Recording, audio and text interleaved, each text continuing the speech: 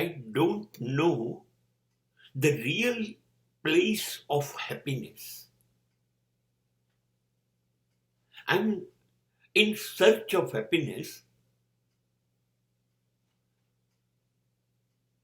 but my way of searching is absolutely wrong. I'm on the wrong path, wrong place to search it out.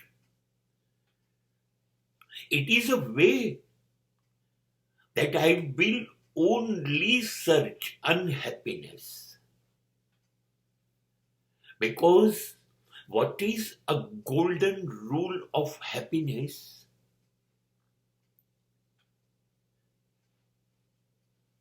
Attachment with anything or any person is unhappiness.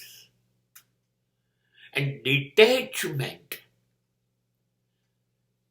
with all persons and with all things will give you ultimate happiness. But we are seeking on the wrong place, and then we complain that I am not happy, I am not happy. But you must be unhappy.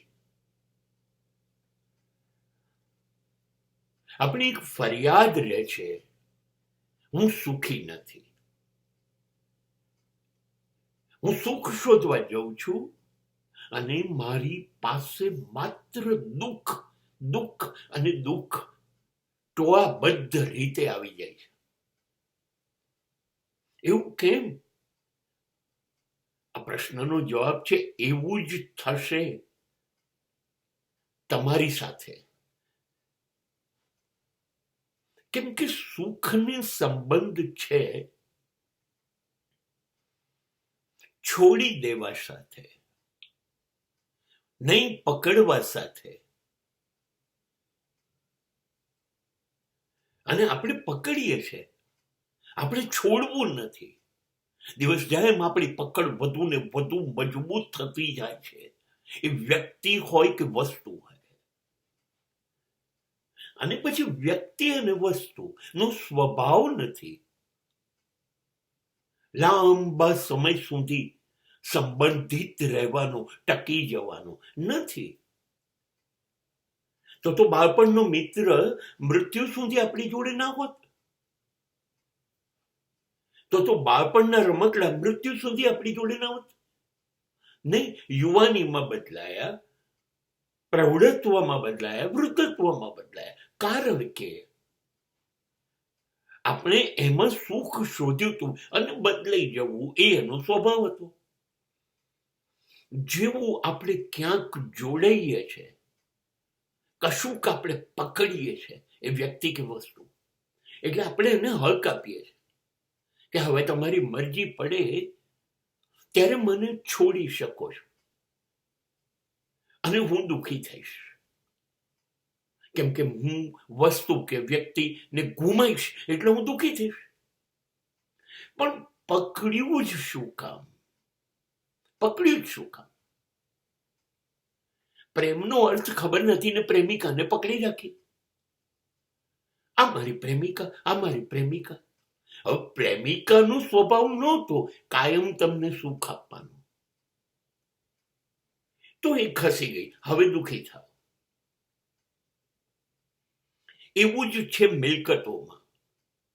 ઘર લો, ગાડી લો, જમીન લો, સંપત્તિ, તમને ફાવે બધું વસાવો. તમે પકડી લીધું, મારું ઘર, મારી ગાડી, મારું ફ્રીજ, મારું ટીવી, મારું એર કન્ડિશનર, તમે પકડી લીધું. હવે તમે એમાંથી સુખ માંગો છો. હવે ગાડી, ફ્રીજ, ટીવી, એર કન્ડિશનર, ઘર બધાને બગડવાની છૂટ છે. એ બગડશે એમનો સમય, સ્વભાવ મુજબ. એટલે તમને સુખ નહીં મળે. તમે હવે દુઃખી થશો અને કહેશો જુઓ હું દુઃખી થઈ ગયો. પણ તમે પકડો છો જે વસ્તુ, જેમાં ટેમ્પરરી સુખ દેખાય છે, કાયમી છે જ નહીં. કોઈ પણ વસ્તુ કે વ્યક્તિ કાયમી સુખ આપી જ ન શકે. અને આપણે એમ જ શોધીએ છીએ, તો ખોટી જગ્યાએ શોધ કરી, તો ખોટી જગ્યાએ શોધવાથી એ મળવાનું નથી. જીવન પર કોશિશ કરો. મૃત્યુ સુધી તમે જેની જોડે જોડાશો એ બધા તમને છોડશે, એ વસ્તુ કે વ્યક્તિ. લોકો જોડાય છે જેટલા માટે, વસ્તુ તમારા જીવનમાં આવે છે જેટલા માટે, તમને દુઃખી કરવા. 10 લાખની 20 લાખની ગાડી આવે છે જેટલા માટે કે 2 ટાયર બર્સ્ટ થાય અને 25,000 જાય. પ્રેમિકા આવે છે જેટલા માટે કે તમારી જોડે એનો આનંદ સમાપ્ત થાય, એટલે તમને ટાટા બાય બાય કરી દેવાય. આજ સગાઓ કરે છે, આજ સંબંધીઓ કરે છે, આજ બધી વસ્તુઓ કરે છે. જે તમે પકડો છો એ બધું જ ટેમ્પરરી છે. માટે દુઃખી જ થવાય, દુઃખી જ થવાય. કાયમી શું છે ખબર છે? જે તમને ક્યારેય ન છોડે,